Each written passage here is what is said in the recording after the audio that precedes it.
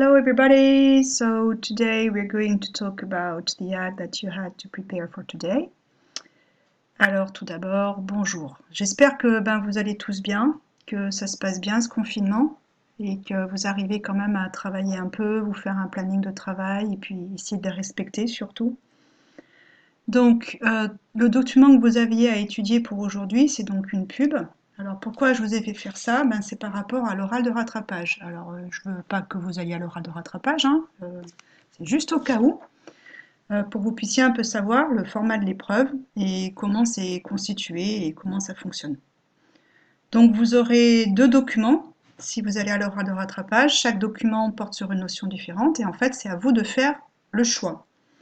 À partir de là, vous avez 10 minutes de préparation et vous allez devoir présenter le document. C'est surtout une prise de parole libre. C'est pas vraiment formaté, mais enfin bon, c'est quand même mieux d'avoir une structure. Parce que le but, c'est en fait surtout de montrer comment le document est rattaché à la notion. Donc ce que je vais faire, c'est que je vais vous commenter le document, alors qu'on soit bien clair, hein, ce n'est pas le commentaire de document du siècle. C'est juste pour que vous ayez un peu une idée de comment ça fonctionne par rapport à ce document. La méthodologie que j'ai utilisée est celle que je vous avais postée. Parce qu'en fait, il faut combiner les deux. Il faut combiner celle de l'oral de l'attrapage et des attendus de cet oral et la méthodologie du commentaire du document iconographique. Je vous mettrai donc cet enregistrement évidemment sur le blog, mais je vous mettrai avec le plan que j'ai utilisé, un plan assez sommaire par rapport à cette pub. So you're ready? Off we go for this ad. So this ad, because this is an ad, which was made by the Center to Prevent Handgun Violence, as we can see here at the bottom of the document. And obviously this ad is is against handgun violence. Sorry about the arrow, it goes here, right? It's here. So this document was certainly made recently, or not, because as we all know, the problem of guns is quite prominent in the US. It may have appeared in a newspaper or a magazine, or maybe simply posted on a billboard. And the aim of this document is, of course, to make people aware of the danger of handguns, and especially when they are in the wrong hands. So the key question I will develop, the subject I will mainly develop is how the document illustrates the notion, locations, and forms of power, because this one can be included in this notion because of this theme, which is gun power in the US. I will be describing and analyzing this document in the first part, and then I will give my impressions and feelings about it. So let's start first with the layout. The layout is the way the document is organized. And here we can clearly see 1, 2, 3, 4 parts. First, of course, the first thing we see is this child, more exactly this baby, with this gun here. This is a black and white photograph, and this baby is playing with a gun within a frame, which is here, made up of two colors. I don't know if you can really clearly see the colors of the frame, but they are indeed black and red. On top of it, we have a catchphrase with capital letters for each of one of the important words. If we simply read the words, which have a capital letter, we can clearly understand the message. It's clear, crystal clear: child, day, killed accidentally with handgun. So it's pretty clear what they want to denounce here. Below this picture, we have the slogan, "Let's keep handguns out of the wrong hands." It's written in smaller letters, and it's urging people not to leave handguns to children.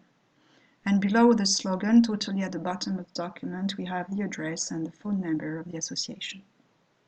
So the eyes, our eyes just go directly to the heart and core of the problem, as to say children and guns. So that's all for the layout. Let's see the picture itself, which is the most important part of the document. So it's in black and white. Why black and white? Because of course it plays on the contrast between the two colors. It has of course more impact. There's another contrast we can see. It's the size of the gun that we have here and the size of the baby's head. They are quite similar. So we have this difference here between innocence, right, represented by the baby, and also the white bed sheet is sitting on, and the black gun that we have here. Which another thing as well that we can see is this little finger here, right? Okay, and we can be pretty sure he's going to pull the trigger. So that's quite a danger for him. So this child, this baby, should not be playing with the gun. Okay, this is the message which is conveyed here. The frame, and we can see that his head is getting out of the frame, which is here, all right, is in the form of a death announcement. In French, we call it un faire-part de deuil. And we find the two colors again, black and red, all right, and we can of course link them with the word killed, which is just above. So these two colors, we all know their meaning and their symbols, all right? The red color associated with blood and violence, while the black color is associated with death. If we concentrate on the catchphrase, so we already talked about the fact that there's a capital letter for each one of the important words, but this catchphrase, in its message, it's shocking. It's quite shocking because what we have here is crude statistics. The emphasis is laid on the word killed because it's underlined here.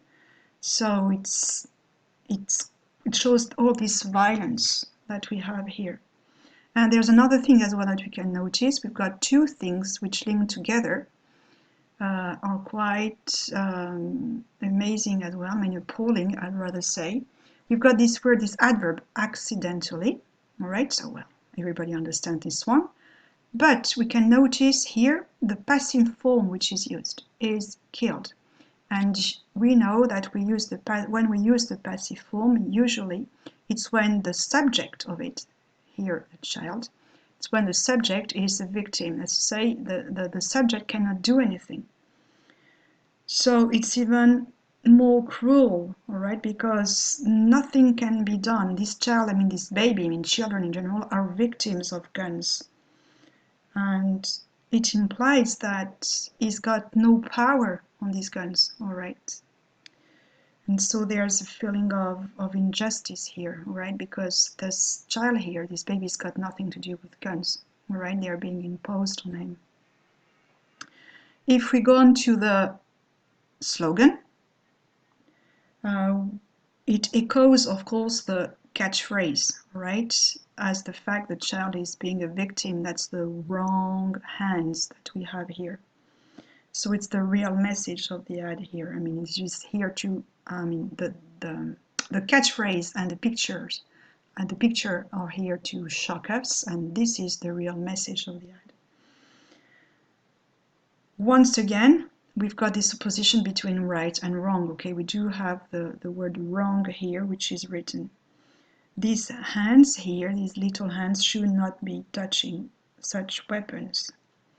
There's something else as well that we can notice in this slogan, is the imperative form let's. It's the imperative form for the first person in the plural. So it means that we can do something, we've got power, we could do something so that this little child doesn't get killed. And it also implies that it's everybody's duty to do something, everybody is involved, so we should do something. So if I go on to the second part as regards my impressions and feelings, I think the ad is pretty clear. The message is crystal clear. and it's effective and straightforward. There's no ambiguity, and the message is quite driven through. I quite like it, although I think, okay, even if it's quite shocking already, it's not, I think, shocking enough. The situation in the US, as we all know, is quite appalling because we all know that we've got a gun per inhabitant in the US and sometimes even more, and nothing is done about it. We don't have anything which is being done, and especially at the moment we have a government which is in favor of guns. So this would mean well, nothing is going to be done in the future, and especially right now with the crisis. I don't know if you've noticed the article I posted on the blog, but the sale of guns has increased recently because of the coronavirus crisis. To conclude, the link to the notion is pretty clear. Guns have power, but we also have the power to stop this. All right? If we do something, if we act all together, something can be done. Ads are a way to make people aware of that, but you've got other means as well. In class, we studied a text, if you remember, a legal weapon against firearms. And so this was a text about the fact we can use the legal way to fight against guns. And you've got as well some marches which are being organized, some sittings. So it would be a thing that could be done as well. All right, it's over. So that's approximately 10 minutes I've been talking. I just hope it's okay that you've understood everything. So let me know if you have in the future any problems, or I'm not talking simply about the lessons that you cannot get or that you cannot do, but I mean, just give me some news so we can catch up. See you then. Bye bye.